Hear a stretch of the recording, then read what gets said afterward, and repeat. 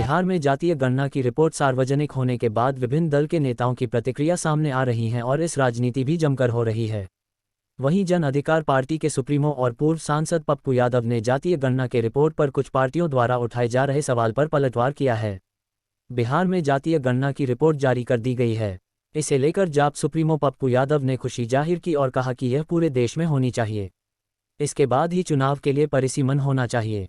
उन्होंने ये भी कहा कि जाति गणना के आधार पर दलित, अति पिछड़ा, जनजाति, पिछड़ा वर्ग की महिलाओं को उनके संख्या के आधार पर आरक्षण का प्रावधान मिलना चाहिए।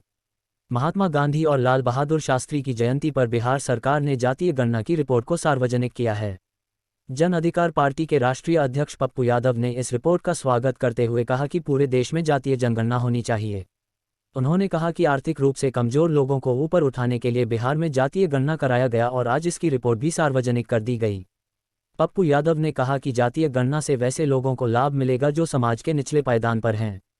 ऐसे लोगों को मुख्य धारा में लाने का काम किया जाएगा। जिसकी जितनी संख्या उसकी उतनी हिस्सेदारी का नारा नया नहीं है, यह मांग पहले से होती रही है। पप्पू यादव ने कहा कि ऊंची जाति के गरीबों को भी आरक्षण का लाभ मिलना चाहिए। उन्होंने कहा कि जब से मंडल कमीशन लागू हुआ तब से अत्यंत पिछड़ा और दलित को आरक्षण का कितना लाभ मिला ये किसी से छिपी नहीं है। ओबीसी से 2 सेक्रेटरी भी नहीं है, ना ही एक भी दलित बन पाया। पूरे भारत में 27% SC/ST होने के बावजूद 9 करोड़ आदिवासी समाजों में 2000 लोगों को भी नौकरी नसीब नहीं हो पाई है। आज़ादी के इतने वर्षों बाद भी आज दलित, ST/SC लगभग 80% भूमिहीन हैं। ये लोग बेरोजगार हैं, शिक्षा नहीं है, भूमिहीन भी हैं। उन्होंने कहा कि जातीय जनगणना ना किसी जाति से मतभेद के लिए कराई गई और ना किसी जाति के अधिकार को छीनने के लिए हुआ। जो निषाद, केवट, मल्लाह, नोनिया, चंद्रवंशी, धानुक, शर्मा, जोलहा, तदबा, शाह, पासवान, मुसहर जैसी जातियां हैं और जो मुसलमान में गरीब हैं उनकी आज क्या स्थिति है ये किसी से छिपी नहीं है। क्या इन्हें आर्थिक, सामाजिक, शैक्षणिक, राजनीतिक और सामाजिक रूप से हिस्सेदारी मिली है? आखिर विकास का मापदंड क्या है? इन्हीं जातियों को मुख्य धारा में लाने और सरकारी योजनाओं का लाभ सभी तक पहुंचाने के लिए बिहार में जातीय गणना कराया गया। पप्पू यादव ने केंद्र सरकार से यह मांग की है कि बिहार की तर्ज पर जातीय जनगणना पूरे देश में कराई जानी चाहिए। गौरतलब है कि बिहार में जाति आधारित गणना का पहला चरण 7 जनवरी से शुरू हुआ था। इस चरण में ये चरण 21 जनवरी 2023 को पूरा कर लिया गया था। वहीं 15 अप्रैल से दूसरे चरण की गणना की शुरुआत की गई। इसे 15 मई को पूरा करने का लक्ष्य रखा गया था, लेकिन मामला कोर्ट में चला गया। इसके बाद पटना हाई कोर्ट ने गणना पर रोक लगा दी। बाद में फिर पटना हाई कोर्ट ने ही जाति आधारित गणना को हरी झंडी दी। इसके बाद मामला सुप्रीम कोर्ट में भी गया, लेकिन सुप्रीम कोर्ट ने भी इस पर रोक लगाने से इनकार कर दिया। 2 अक्टूबर को जारी हुआ जातिगत जनगणना रिपोर्ट। आपको बता दें कि बिहार में जाति आधारित सर्वे कराने के बाद सरकार ने अब अपनी रिपोर्ट जारी की है। जारी सरकारी आंकड़ों के मुताबिक बिहार की कुल आबादी 13 करोड़ से ज़्यादा है, जिसमें उच्च जाति भूमिहार 2.89, राजपूत 3.45, ब्राह्मण 3.66 एवं कायस्थ 0.60%, जनसंख्या 15.52%, ओबीसी 63%, 24% पिछड़ा वर्ग एवं 36% अत्यंत पिछड़ा वर्ग, अनुसूचित जाति जनसंख्या 19%, अनुसूचित जनजाति इसकी जनसंख्या 1.68% है। बिहार में यादव सबसे बड़ी जाति है। आंकड़ों के मुताबिक इनकी आबादी 14% है, जबकि कुर्मी 2.8% और कुशवाहा 4.2% हैं। देखे जाप सुप्रीमो पप्पू यादव ने प्रेस कॉन्फ्रेंस के माध्यम से क्या कहा। देश भर की ताज़ा जानकारी से अपडेट रहने के लिए हमारे चैनल को सब्सक्राइब करें। सभी प्रकार की खबरें और विज्ञापन के लिए संपर्क करें लोकेश झा, फोन नंबर 8222903098। जाति जनगणना, मेरा सवाल बीजेपी से है। काका कार्लेकर की रिपोर्ट, आर्थिक सर्वे, गरीबी की स्थिति, देश में 92% लोगों को 6000 रुपया मात्र इनकम और 84 करोड़ को 5 किलो अनाज और लगभग 64% दलित, कमजोर, वंचित, शर्मा, जोल्हा, नुनिया, चंद्रवंशी, निषाद, केवट, मल्लाह ऐसे सामाजिक रूप से, आर्थिक रूप से कमजोर लोगों के पास भूमिहीन। आजाद हिंदुस्तान के बाद आज भी हिंदुस्तान में 9.5 करोड़ से ऊपर आदिवासी की आबादी होने के बाद 3000 भी छोटे नौकरी पेशा में नहीं है। वाल्मीकि मुसहर जो समाज बिहार में 4% है, 3% है मुसहर, वो 0.2 भी उनका एजुकेशन नहीं है, भूमिहीन है। जब समय काल पात्र के अनुसार चीजें चेंज होती, मैं बीजेपी से पूछना चाहता हूं, जब आपने एक कमेटी की घोषणा की और वो कमेटी की रिपोर्ट आज तक आप नहीं ला पाए 9 सालों में नरेंद्र मोदी जी, का है क्या सामाजिक आधार है? समय के अनुसार ऊंची जात के गरीबों को आरक्षण की बात पुकार हुई कि नहीं? ये डिमांड पहले नहीं था, लेकिन जब आर्थिक सामाजिक रूप से शैक्षणिक रूप से ऊंची जात के गरीब निचले पदान पे गए तो आज 10% आरक्षण को सभी लोगों ने स्वीकार किया। वो आरक्षण 27% ओबीसी से ही आपको दिया हमारे भाई के तरह। तो जब तक इलाज कैसे होता, बिना जांच के आपको 3 दिनों से फीवर हुआ, फीवर नहीं छूट रहा है तो जांच होगी ना डेंगू का। जब आजादी के बाद गरीबी और गरीब शब्द हट नहीं रहा, एजुकेशन और भूमिहीन हम खत्म नहीं हो रहे, तो हमको आप ये बताइए रास्ता क्या है? ये समझना कि आर्थिक, सामाजिक, शैक्षणिक और राजनीतिक रूप से कैसे इसको ऊपर किया जाए, तो आप कब समझिए। ये बात बाबा साहब अम्बेडकर भी से लेकर के आज तक, जब आजाद हिंदुस्तान के वक्त 10 साल का मात्र वक्त दिया गया था कि एक एक व्यक्ति को एजुकेशन करना है और गरीबी खत्म करना है, आत्मनिर्भर बनाना है भारत को अर्थ से। और 140 करोड़ की 30 करोड़ की आबादी के बाद भी हम दुनिया में सबसे ज्यादा गरीब। तो जाति जनगणना आवश्यक थी कि नहीं? बार बार ये सवाल उठता है, जिसकी जितनी जनसंख्या उतनी भागीदारी। एसटी एससी को मिला करके 10% हिंदुस्तान में है। एक भी आप हमको बताओ दलित में कहां सीएम है? क्यों सीएम नहीं? क्यों पीएम नहीं? अत्यंत पिछड़ों में क्यों एक भी सीएम नहीं? कहा है 32% अत्यंत पिछड़ा होने के बाद क्या कारण है सीएम नहीं है? ये सवाल पप्पू यादव के लिए भी गंभीर विषय है। 63% ओबीसी, एसटी एससी, ओबीसी और अत्यंत पिछड़ा। तो मेरा डिमांड बीजेपी के प्रधानमंत्री से है कि क्या आप 60 से 67% आरक्षण की घोषणा करने जा रहे हैं?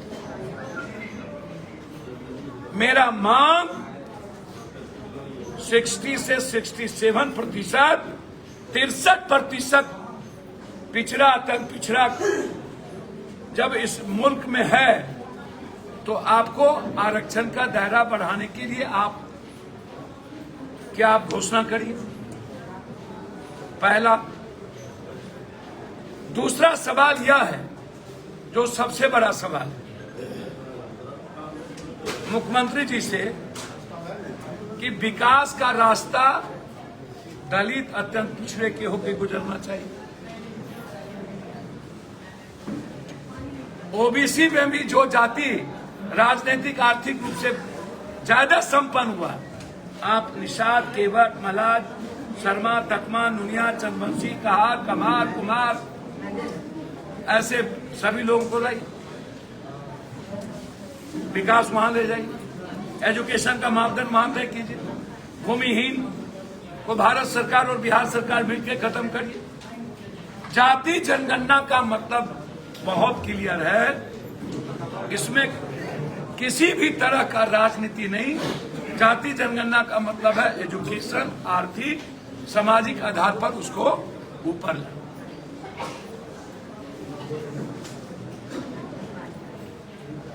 और हमारी जब हम एक अपने भाई को 10% आरक्षण दिए 27% में से, तो आप मेरे आरक्षण को बढ़ाइए 63%।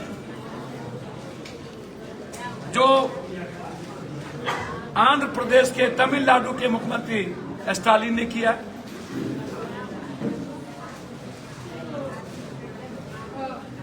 और जाति जनगणना में आर्थिक सर्वे, शैक्षणिक सर्वे और सामाजिक सर्वे आवश्यक है, उसको ओपन करें।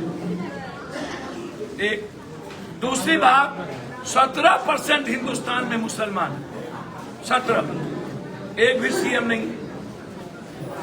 लेकिन सबसे बड़ा सवाल है मुसलमानों में कि इस्लाम मुसलमान में जाति नहीं करता।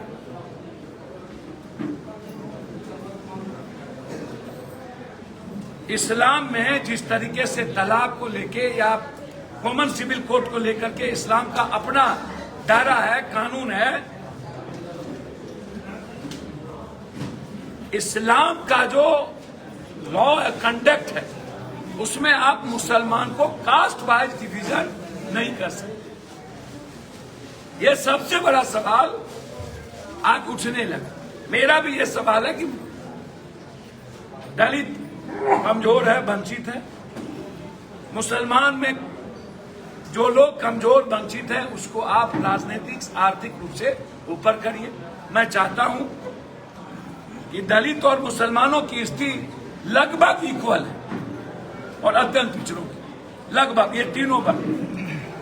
अत्यंत पिछड़ा में कुछ को छोड़ दिया जाए, ओबीसी में जो कुशवाहा, जादव वो कुर्मी है। आज हिंदुस्तान में एक जाति में सबसे ज्यादा जादव 14%, एक जाति। सिंगल जाति में सबसे ज्यादा जादव। तो जादवों को यह मौका मिला है कि दलित, एसटी, एससी, अत्यंत पिछड़ा, ऊंची जात के लोगों को, माइनॉरिटीज को गला लगा ले। इतनी बड़ी संख्या होने के बावजूद आप कहीं सीएम और पीएम नहीं है। इसीलिए नहीं है कि आपको माइनॉरिटीज के साथ साथ ऊंची जात और दलितों को, अत्यंत पिछड़ों को आगे लाना पड़ेगा। आप हिंदुस्तान के पीएम भी बन सकते हैं, आप हिंदुस्तान में 10 जगह सीएम हो सकते हैं, लेकिन बगैर दलित, अत्यंत पिछड़े और ऊंची जात के सम्मान के बगैर नहीं। क्यों नहीं है भाई? इतनी बड़ी ताकत है, उसके बाद आप नहीं है। इसका मतलब है कि हमारे साथ जो सबसे बड़ा वर्ग है, अत्यंत पिछड़ा, दलित, जो हमारे साथ था, वो कहीं ना कहीं आपसे अलग है। इसलिए जादवों की भूमिका तय करनी पड़ेगी, इस बिहार के जादवों को, देश के जादवों को, कि आपको दूसरे जाति का सम्मान करके ही आगे बढ़ना पड़ेगा। यह संकेत दिया है यह प्रतिशत। और माइनॉरिटीज में बहुत क्लियर है कि इस्लाम के ही कंडक्ट पर, हदीस के ही कानून पर आप उसका मूल्यांकन करें। आप अलग अलग शेख, सैयद, पठान, खान, इधर अलग, रैन अलग, सुरजापुरी अलग, शेरशाबादी अलग, कुल्हैया अलग, अंसारी अलग, नहीं कर सकते, नहीं कर सकते।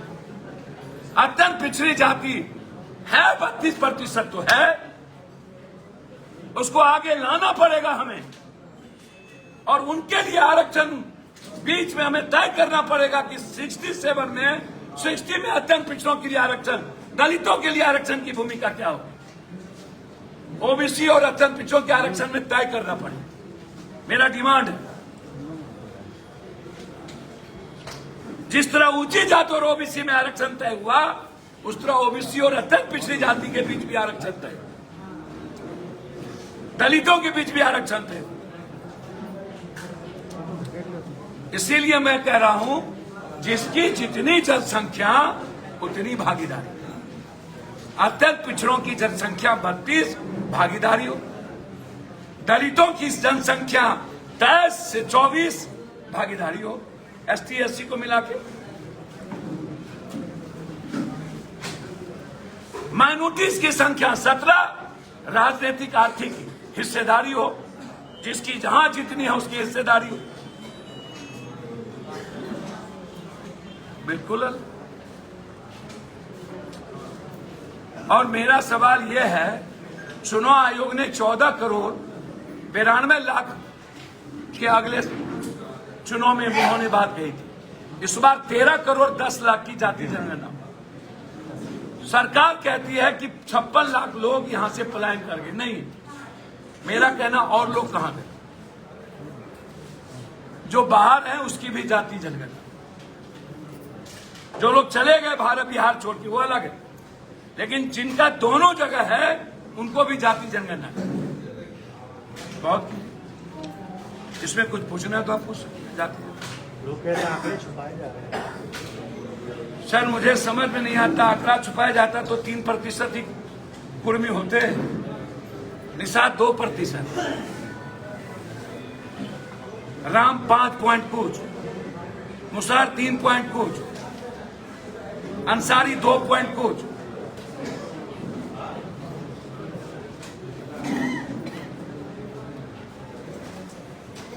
तब तो नीतीश कुमार जी को 7% कुर्मी कर लेना चाहिए, 9 दिखा देना चाहिए। राम और पासवान इक्वल है दलित में। राम भी 5 पॉइंट कुछ है, पासवान भी 5 पॉइंट कुछ है।